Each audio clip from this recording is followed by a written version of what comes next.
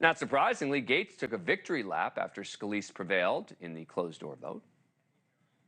I'm excited for him. Can't wait to go vote for Steve Scalise. Absolutely. Long live Speaker Scalise. Now, he had initially supported Jordan, but Gaetz made his feelings even more explicit on social media, writing that Scalise is, quote, greater than McCarthy. And for a far-right congressman like Gaetz, he sure seems to be correct that he's more ideologically aligned with Scalise than McCarthy. UCLA conducted an analysis of every member of Congress, rating Republicans on a scale from 0 to 1, with 0 being the least conservative and 1 being the most conservative. McCarthy received a score of 0.46, making him only the 132nd most conservative member of Congress. Scalise easily more conservative with a score of 0.56, which makes him the 88th most conservative member of Congress. But we're more likely to see a key difference between the two right out of the gate. Scalise is more likely to take a hard line on the upcoming budget negotiations. Back in June, Scalise was one of just 12 Republicans to vote against a McCarthy-backed bill related to raising the debt ceiling. A clear signal Scalise is unlikely to take a more bipartisan approach to the budget talks. So shouldn't that mean Democrats should be regretting the fact that they helped oust Kevin McCarthy? All along, it seemed like many were delusional in their thinking on this, some even making the case for Hakeem Jeffries to be the new speaker with a straight face. Obviously, that was never going to happen with the Republican majority. It's always more likely it was going to be a more conservative Republican. It seems to me the Democrats should have known that. Doesn't this end up as a colossal screw-up by Democrats? Let's ask Steve Israel, former Democratic congressman from New York. Thanks so much for coming on the show. Appreciate it, Steve. All right, so was this a colossal screw-up? No, far from it, Dan, for several reasons. And thank you so much for having me on. First of all, in this Congress, with this Republican majority, the only thing you can predict is the unpredictable will happen. Until that roll call is completed and the gavel bangs, there is no guarantee that Steve Scalise will be the speaker. It may be shaping up that way, but we have learned that until the gavel bangs, I'll give you that one. More to your point, Dan.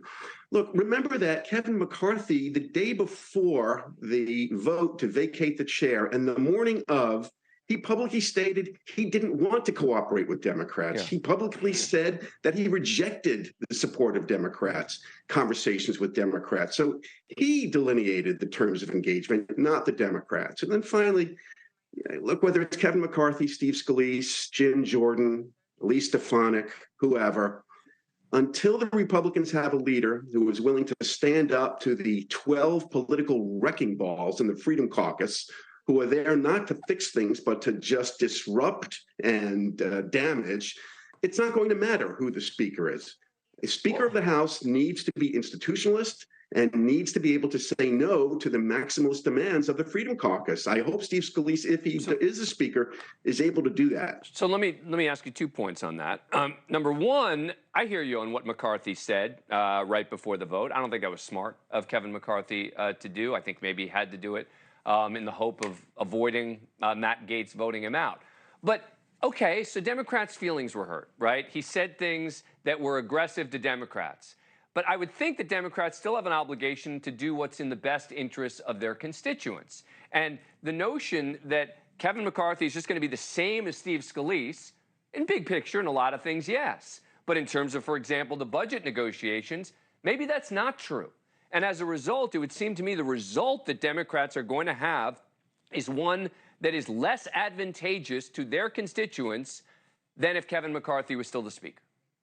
Now, look, these are valid points, but on the issue of Democrats have to do what's best for their constituents, you know, Democrats' constituents could not abide a Democratic member of Congress voting to save the job of a Speaker of the House who was engaged in a frivolous impeachment inquiry of Joe Biden, who on January 6th was critical of Donald Trump and then ran to Mar-a-Lago to beg forgiveness of Donald Trump, who supported the repeal of Roe v. Wade. These are values that Kevin McCarthy held, and Steve Scalise may hold the same values, by the way. But Kevin McCarthy had been so feckless and was such a symbol of just bowing down and catering to the craven demands of the right that Democrats weren't in a position to support that. So let me ask it a different way. Isn't Matt Gaetz the big winner here? You know, when Matt Gaetz wins, the country loses, quite honestly. I don't know whether this is a win for him. You know, this is a guy who is one of those human wrecking balls. Based on Matt Gaetz's conduct and behavior, Dan, if you're Steve Scalise, even with his endorsement, you're still looking over your shoulder every single day. That's true. Yeah, that's true. Steve Israel, good to see you. Thanks for coming on the program. Appreciate it. Thank you for watching. Go to newsnationnow.com to find News Nation on your cable provider. And don't forget to click the red subscribe button below to get more of News Nation's fact-driven, unbiased coverage.